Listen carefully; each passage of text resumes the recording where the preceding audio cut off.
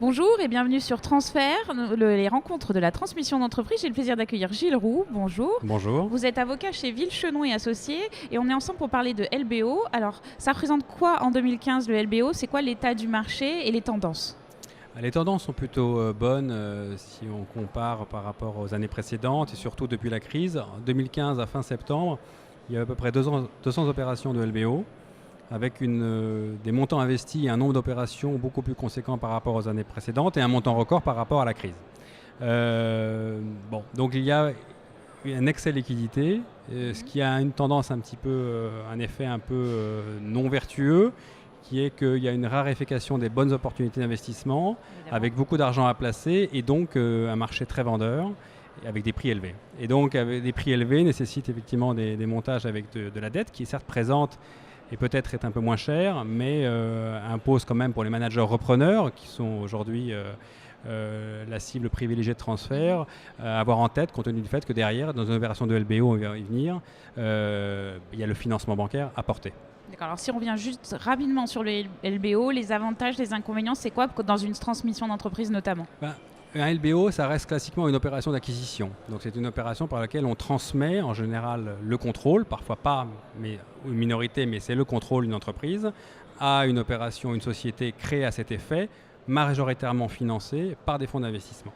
Donc ça, le premier avantage, c'est un avantage de transmission de l'entreprise.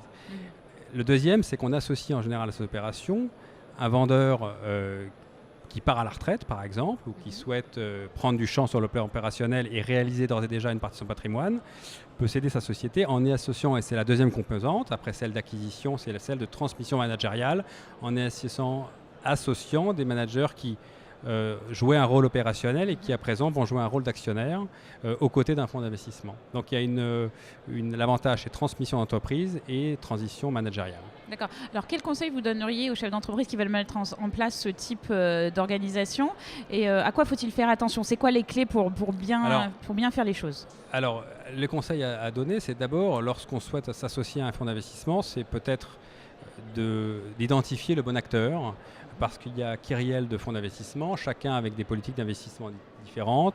Vous avez des fonds majoritaires, des fonds minoritaires, des fonds très impliqués dans la gestion, d'autres moins, des fonds qui dépendent de grands groupes bancaires et donc avec un horizon de liquidité qui est peut-être moins important que des fonds indépendants qui à un moment vont souhaiter mettre en place une liquidité à 5-6 ans.